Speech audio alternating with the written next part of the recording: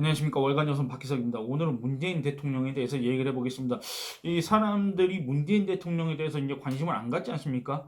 이제 뭐 사람들의 관심은 대선이지 않습니까? 대선. 지금 거의 다 끝나가는 이 정권에 대해서 누가 그렇게 관심이 많겠습니까? 극렬 문재인 지지층이 아니라고 한다면 지금 아마 이 나라에 문재인 대통령이 있는가도 잘 모를 수도 있습니다. 그런데 어쨌든 그 얘기를 한번 해보겠습니다. 이거는 제가 지난 영상에서 한번 다룬 바 있습니다. 문재인 대통령의 국정과제, 문재인 대통령이 지난 2017년 대선 때 공약으로 내세웠고 또 국정과제로 해가지고 이 5년 내내 강조했던 일자리 그 중에서도 이 양질의 일자리를 만들겠다. 그리고 차별 없는 일자리를 만들겠다. 이겁니다. 이 여기서 말하는 양질의 일자리는 뭡니까? 뭔가 안정적이고 상대적으로 이 소득 수준이 높은, 그러니까 보통 이상 정도 되는, 그게 바로 양질의 일자리라고 하지 않습니까? 그러니까 한마디로 일자리를 늘리겠다. 차별 없는 일자리란 뭐냐면 이 같은 회사 안에서도 이 고용 형태에 따라서 정규직과 비정규직 크게 나누면 정규직과 비정규직 있지 않습니까? 이런 차별이다. 이거는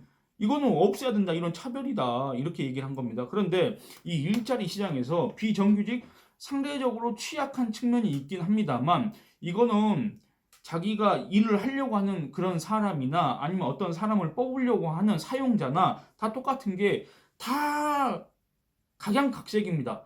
주어진 여건이 다르고 어떤 업태가 다르고 그렇습니다. 그런데 이런 것들은 고려하지 않은 채 정규직, 비정규직은 무조건 나쁘다. 다 정규직을 해라. 이렇게 강제하는 거. 이게 과연 효과적일 거라고 여러분들 생각하십니까? 물론 아니라고 생각하실 겁니다. 그럼에도 문재인 대통령은 2017년 5월 12일 대통령이 되고 나서 처음으로 가진 외부 행사, 첫 행사입니다. 첫 외부 행사를 어디로 갔느냐 하면 인천국제공항공사에 찾아갔습니다. 여러분들 그 장면 기억하실 겁니다. 문재인 대통령이 이런 연단에 이렇게 올라 있습니다. 올라가고 앉아가지고 뭐 마이크 들고 이렇게 웃으면서 얘기하고 있습니다. 그랬더니 인천공항공사 직원들이 이렇게 삥 둘러 앉아가지고 그거 쳐다보고 있지 않습니까? 쳐다보고 있는데 그때 문재인 대통령이 뭐라 그랬습니까? 공공부문 비정규직 제로 시대를 열겠다. 이렇게 혼자 막 선언을 했습니다. 그랬더니 거기 있는 사람들이 막 난리가 났지 않습니까? 좋아가지고. 그러면서 문재인 대통령 다른 공공기관과 민간에도 이게 확산되길 기대한다고 했습니다. 근데 여러분들 아까 제가 말씀드렸다시피 이 어떤 근로자의 고용 형태나 이런 것들은 사용자와 근로자가 각자 알아서 정하는 것이지 이거를 왜 정부가 자꾸 이렇게 해라 저렇게 해라. 물론 그 안에서 어떤 차별적인 요소가 있다거나 아니면 이 현행법에 위배되는 내용이 있다고 한다면 정부가 개입할 수도 있겠습니다만 그게 아니라고 한다면 왜 자율적인 시장에서 이루어지는 그런 고용 그런 것마저도 이렇게 대통령이라는 사람이 이렇게 뭔가 강요하는 듯한 이런 걸 하냐 그겁니다. 그리고 공공부문 정규직 공짜로 되는 겁니까? 다 세금 아닙니까 이거? 공공부문에서 무슨 수익이 납니까? 뭐가 납니까? 다 이거 우리 국민 세금 들여서 문재인 대통령이 생색을 왜 내는 겁니까? 정규직을 하면 뭔가 업무 효율이 올라가고 무슨 이 공공부문에서 무슨 수익이 나오고 그로 인해서 국민 편익이 그 전과는 다르게 어마어마하게 증대된다. 한마디로 경제적 상승성이 있다. 편익이 증대된다. 이런 효과가 있었습니까? 여러분들 체감하십니까? 그런 것도 밝혀지지도 않았고 대체 그러면 우리가 왜 여기다 이런 돈을 써야 되느냐? 그런 것도 솔직히 잘 모르겠습니다. 그러니까 이런 업종의 자율성, 고용 특성 이런 것들을 무시한 채 그냥 무조건적으로 정규직을 일방적으로 추진하는 이런 정책 이거 문제가 있을 수밖에 없습니다. 그리고 이거를 하면서 한편으로는 이 노동시장의 유연성 이런 걸 위한 조치도 당연히 했어야 되는데 그런 건 안 합니다. 안 하면서 정규직만 강요를 합니다. 그럼 누가 정규직 뽑으려 그럽니까? 안 그렇습니까? 그런데 이 비정규직과 관련해 가지고 문재인 대통령은 진짜 할 말이 없습니다. 이거 제가 지난 영상에서도 다뤘지만은 문재인 대통령 일자리 대통령을 자처했습니다. 청와대 집무실에다가 무슨 일자리 현황판 만들었습니다. 그거 전원은 들어온지 모르겠습니다. 그리고 문재인 대통령 일자리위원회 위원장입니다. 일자리위원회 위원장이고 비정규직 이렇게 얘기했는데 그 통계를 한번 제가 말씀드리겠습니다. 차별 없는 좋은 일터 만들기를 주장하고 국정과제로 내세우는데 그 통계를 제가 읊어보겠습니다. 이거는 제가 지난 영상에서 한번 다룬 바 있습니다. 그러니까 문재인 정부는 비정규직 감축 로드맵 마련, 비정규직 문제 종합적인 해결 추진 이런 것들을 갖다가 이 국정과제로 내세웠는데 뭐 그렇습니다. 비정규직 문제와 관련해서 살펴봐야 될 지표는 딱 두 가지가 있습니다. 딱 두 가지. 뭐 비정규직 문제를 해결하기 위해서 이런저런 노력을 했다 이런 거 필요 없습니다. 이 딱 두 가지 지표만 보면 문재인 대통령이 성공했는지 실패했는지 낙제인지 낙제라고 하기도 조금 그 표현이 아깝습니다만 어쨌든 딱 두 개만 보면 됩니다. 연도별 비정규직 근로자 수와 정규직과의 임금 격차 이걸 보면 됩니다. 그러니까 여러분들 제가 이거 설명하기 전에 이 그래프 도표부터 한번 보여드리고 시작하겠습니다. 이겁니다. 이게 뭐냐면 연도별 비정규직 근로자 수입니다. 그러니까 박근혜 정부 마지막 해인 2016년도에 비정규직 근로자 수는 615만 6천 명입니다. 전체 임금 근로자 대비 32%, 문재인 대통령이 집권한 이후 2017년 657만 8천 명, 661만 4천 명, 748만 1000명, 742만 6천 명. 그런데 하이라이트는 바로 여러분 올해가 사실상 문재인 정부의 마지막 해라고 볼 수 있지 않습니까? 그런데 조금이라도 개선될까, 조금이라도 완화될까 싶었더니 2021년 8월 기준 현재 비정규직 근로자 수는 806만 6천 명. 근데 여러분들 중요한 건 뭐냐면 임금 근로자 대비 비정규직 근로자 비중이 갈수록 늘어나고 있다 그겁니다. 아까 제가 말씀드렸다시피 2016년도에 비정규직 근로자 수는 전체 임금 근로자 대비 32%였습니다. 그런데 문재인 대통령이 집권한 이후에는 2017년도에 32.9%, 2018년도에 33%, 쭉 늘어나서 2020년에는 36.3%로 늘어났습니다. 비정규직 근로자 비중도 늘어나고 비정규직 근로자 수도 늘고 그렇습니다. 그리고 임금 격차, 정규직 대비 비정규직 임금 격차는 갈수록 커지고 있습니다. 그러니까 통계청에 따르면 2016년 당시 정규직 근로자의 월 평균 임금은 283만 6천 원입니다. 비정규직 근로자의 경우에는 정규직 근로자의 53.3% 수준인 151만 1천 원입니다.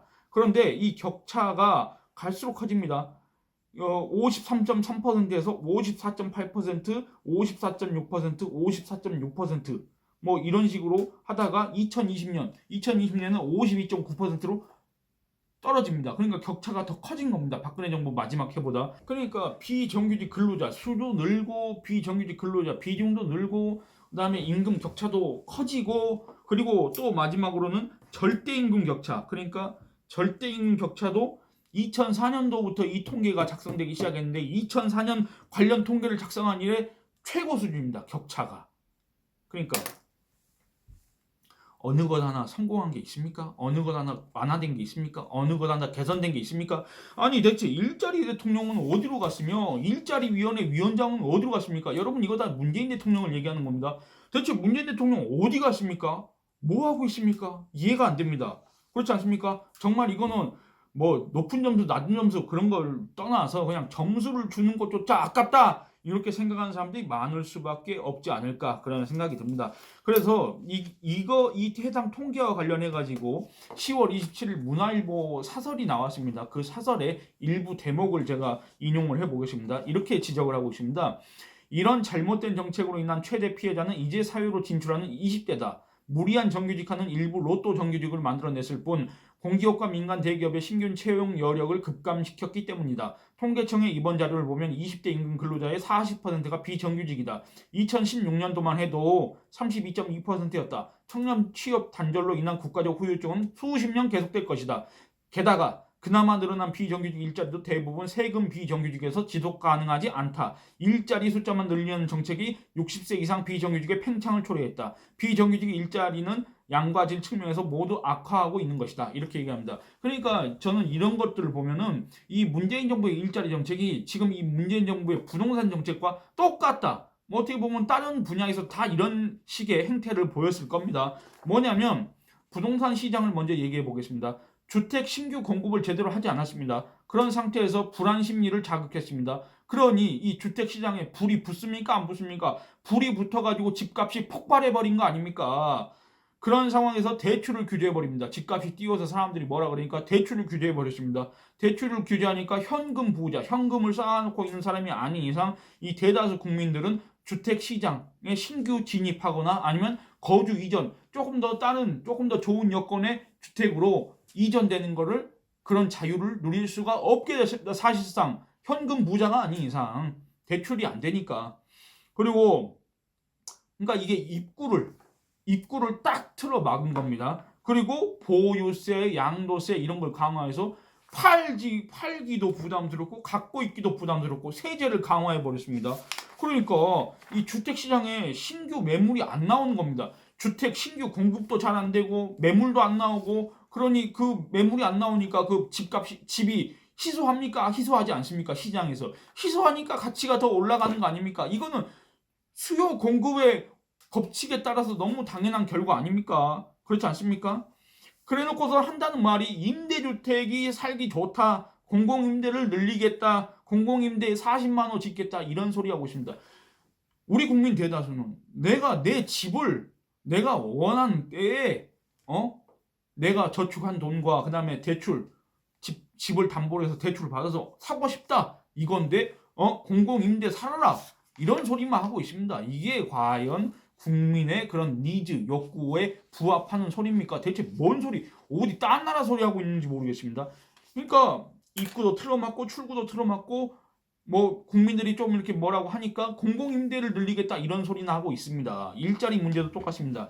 일자리는 시장에서 이 수요와 공급이 조화를 이뤄야 되는데 정부가 뜬금없이 이 정부가 정규직을 강조하면서 공급을 확 틀어 지어버렸습니다. 여러분들 일자리에서의 공급자는 바로 뭐 이런 문재인 대통령이 아까 얘기한 거 공공부문 또는 민간부문, 기업 이런 거지 않습니까? 이 공급을 확 틀어 지어버렸습니다. 공공기관을 비롯해서 여기저기서 이제 노조가 생기고 이 노조들이 정규직을 요구하고 또 문재인 대통령이 뭐 비정규직 제로를 선언하면서 다 정규직으로 전환시켜줬지 않습니까? 이거 공짜로 된 거 아닙니다. 제 세금입니다. 그러니 이 고용시장에 신규 진입한 20대가 아까 사설에서도 언급했지만 이 고용시장에 노동시장에 신규 진입한 20대가 또는 30대가 들어갈 자리가 있습니까? 양질의 일자리를 만들지도 않았는데, 그러니까 주택을 공급하지 않은 것처럼 양질의 일자리를 만들지도 못했고, 그나마 이렇게 퇴직, 뭐 해고 이런 걸로 인해서 순환되면서 자리가 난데 신규 진입을 해야 되는데 그 신규 진입이 안 된다 그겁니다. 다 정규직으로 전환해 버렸으니까. 그러니까 비집고 들어갈 틈이 있겠습니까? 없습니다. 입구를 막은 겁니다. 근데 또 저성과 고연봉, 성과는 못 내면서 연봉은 많이 받으면서 또 사내외에서 막 각종 이런 조직 집단적으로 행동하고 밖에 나와서 시위나 해대고 국가적 불안을 야기하는 그런 세력들이 그 기업, 생산 시설 이런 데 다 틀어 앉아가지고 또 뭐 그거는 공공부문에도 마찬가지입니다. 다 틀어 앉아가지고 그 사용자를 압박하고 기업을 압박하고 그다음에 정부에다가는 또 이런저런 요구를 계속해야 되고 정부는 꼭 거기에 꼼짝달싹 꼼짝도 못하고 정부는 이걸 또 해고하지도 못하게 하고 그러니 이게 출구를 막은 거지 않습니까? 이런 사람들 성과 못 내고 연봉만 많이 받는 사람들 그 다음에 이런 어떤 생산 기업 발전 혁신 개선 성과 뭐 이런 걸 내는 게 아니라 그냥 어디 정치질 사내 정치질하고 밖에 나와서는 또 시위나 하고 이런 사람들 다 잘라야 되는 거 아닙니까? 근데 못 자른다 그겁니다. 못 자릅니다. 이런 출구를 막아버리고. 그러니까 기업들이 이거 정규직 뽑으려고 해도 소위 말하는 양질의 일자리를 만들고 싶어도 만들 마음이 들겠습니까? 안 들겠습니까? 언제 어떤 폭탄을 안게 될지 불안한데 그거 정규직 뽑겠습니까? 안 뽑겠습니까? 그거는 아주 고정적인 비용인데 사실상 그 해당 회사가 망하기 직전까지 가지 않는 한은 자르지를 못한다 그겁니다. 그러니까 그거 뽑겠습니까? 결국에는 기업들은 비정규직을 선호할 수밖에 없다. 그런 환경을 만들어 놓고 정규직만 뽑아라. 그 다음에 공공부문 세금 들여서 뽑아 정규직으로 다 전환시켜주면 그게 다 해결되는 겁니까? 그러면 문재인 대통령, 일자리위원회 위원장의 책무는 그걸로 끝입니까? 그렇게 했는데 지금 비정규직 근로자 수가 이렇게 많이 나옵니까? 참 어처구니가 없습니다. 그러니까 기업들은 인력 수요가 있어도 이걸 비정규직으로 다 대체해버리고 그러니 시장에 일자리가 없는 겁니다. 정부가 그러면 신규 일자리를 만들었습니까? 만들지도 못하고 역대 최악의 고용 참사 이런 제목을 여러분들 기사에서 얼마나 그동안에 많이 보셨습니까? 그러니까 이런 어떤 제도적 한계, 환경, 여건 이런 걸 바꿀 생각은 하지도 않고 그저 나랏돈 퍼가지고 국민들 주머니에서 세금 뺏어다가 생색이나 내면서 이런 자들 때문에 고용시장은 점점 더 왜곡되고 국민 민생은 점점 더 피폐해지고 미래 세대 20대 30대들 노동시장에 진입했는데 일자리가 없는 비정규직이 40%라고 하지 않습니까? 이런 식으로 절망하는 이런 사람들이 늘어나는 거 아니겠습니까? 그러니까 지금 이렇게 조금 열이 올라와서 이렇게 얘기하는데 갑자기 드는 생각이, 아니 이제 거의 다 끝나간 정권에다 대고 이런 얘기를 해봤자 무슨 생각이 드나. 그리고 그 전에 얘기했어도 이 정권이 그런 어떤 관계 전문가들의 조언, 충고 이런 것도 안 들었는데 뭐 저 같은 사람이 하는 얘기를 어떻게 듣겠습니까? 다만 제발 다음 대통령, 다음 정권은 제발 잘 알지도 못하면서 이런저런 공약을 남발해 대고 나라 돈 세금 써서 어쩌고 저쩌고 하겠다 이런 소리 좀 안 했으면 좋겠습니다. 예, 오늘은 이만 줄이겠습니다. 감사합니다.